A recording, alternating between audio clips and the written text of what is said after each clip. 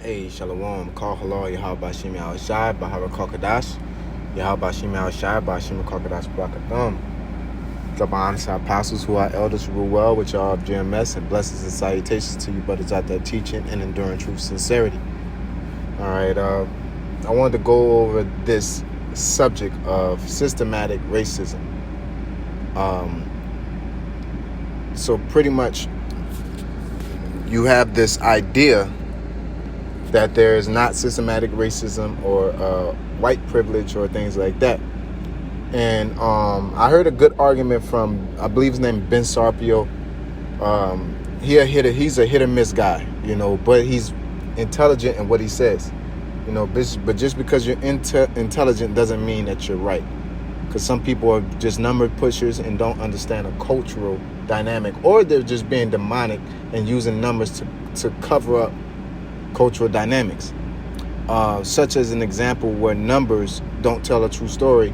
You may have someone like, I related to football, is what's the first thing come to my mind right now, is I was watching the Saints game versus the Packers last weekend, and you had Cameron Jordan just pushing one side of the line, requiring a double team.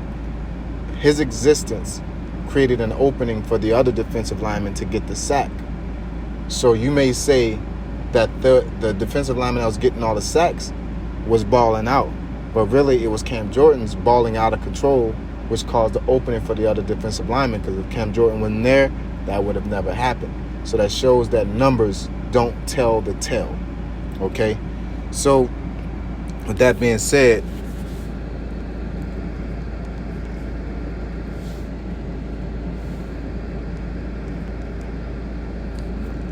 I want to get this precept in Sirach chapter 41 verse 7 says, the children will complain of an ungodly father, because they shall be reproached for his sake. Woe be unto you, ungodly men, which have forsaken the law of the Most High, for ye shall, for if ye increase, it shall be to your destruction. You see, because now Jake is waking up, because we're coming to the end of this thing, which is what I mean by end is the end of Babylon, and it's talking about pretty much Jake is the manifestations of what is really going on is coming out. And the bulk of our people do not know how to biblically project that, nor with education or intellect project that, but they realize what's going on, but they can't,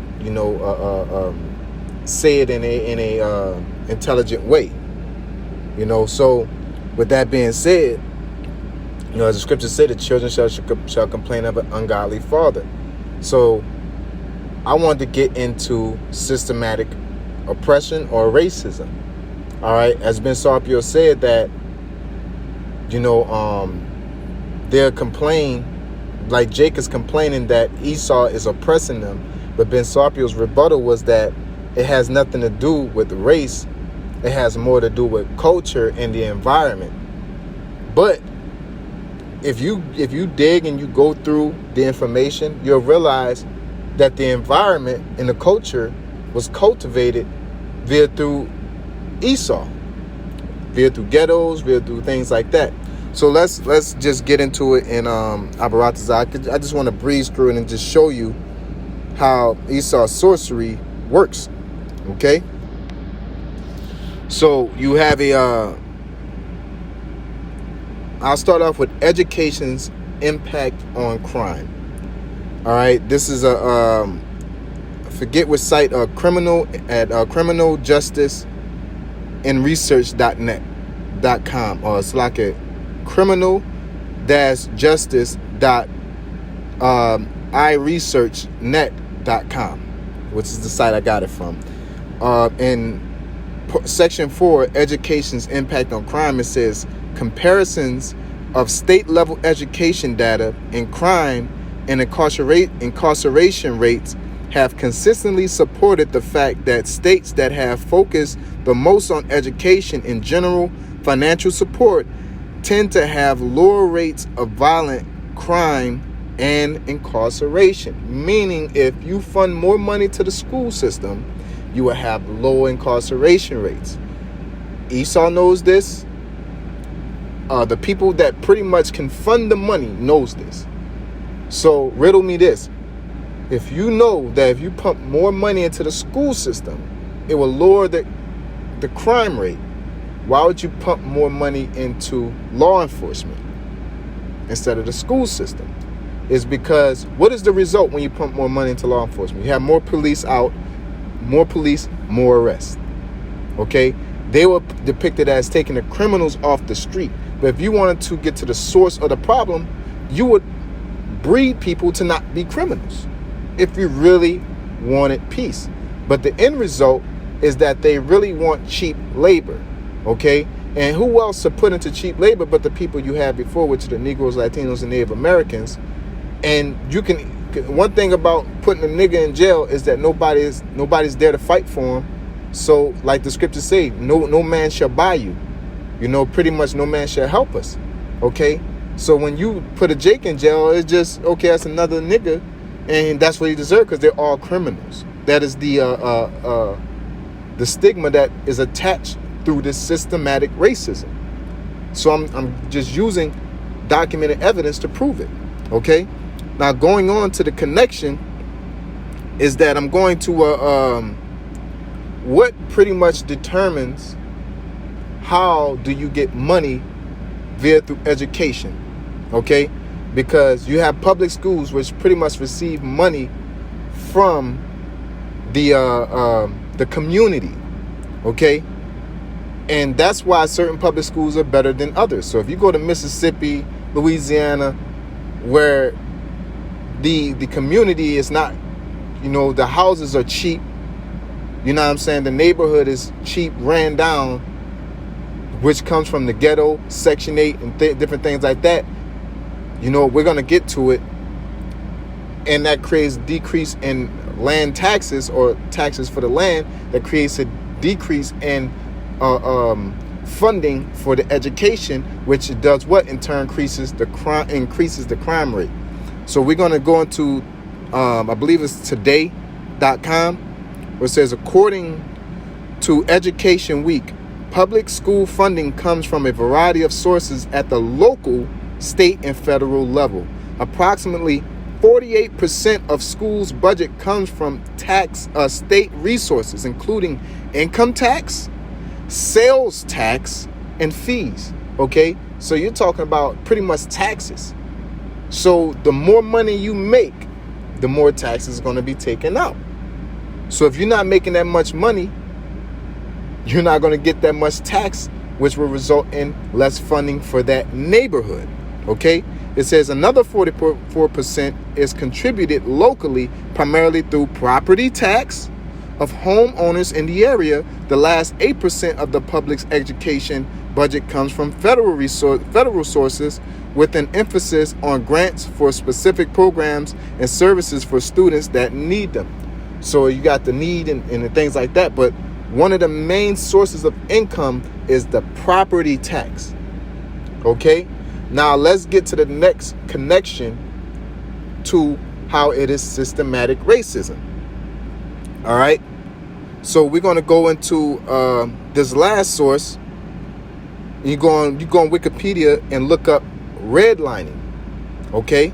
It says in the United States, redlining is a systematic denial of various services to residents of specific, often racially associated neighborhoods and communities. Because when you take the man out of the house, you're on Section 8, we already know the NW or the black woman has rejected their husband through women's liberties and Section 8 and government assistance. So when you get Section 8, you can't just go into suburbs and say, I want Section 8. You're done what? Put in a certain area. By putting that certain area, that lowers the market value. If you live in a certain area, your insurance increases. Sure, they may say, oh, it's crime in that area. But again, low education increased crime rates. So they created this system and blamed the system that they created on why black people, Negro, Latino, Native Americans are violent and high in crime. But you created a system to breed violence. Okay? it's not like people are inherently violent. You put them in an environment that produces violence. That's why Jake, that a rapper, say, I'm a product of my environment. Okay? It says often racially associated neighborhoods or communities, either explicitly or through the selective raising of prices, while the best known examples of redlining have involved denial of financial services such as banking or insurance. Okay?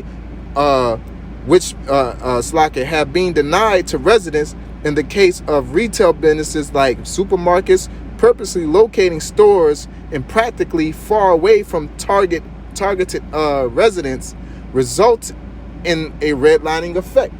So they purposely put certain stores in certain places, because if you start to put good stores in that area, then they will increase the rent price pretty much, not, and don't give you the income to accept that, which eventually turns into gentrification, where people that can afford going to that Apple store, going to this big old new supermarket, they increase all the rent in area to make you leave. That's how they racially separate you. They put you in a situation where you're poor, and then they put things that you can't afford around you in homes. So eventually you're going to leave and say it's too expensive. You're going to go to the poor place, and now you're subjugated to this ghetto. All of a sudden you're in the ghetto again. Okay? It says reverse redlining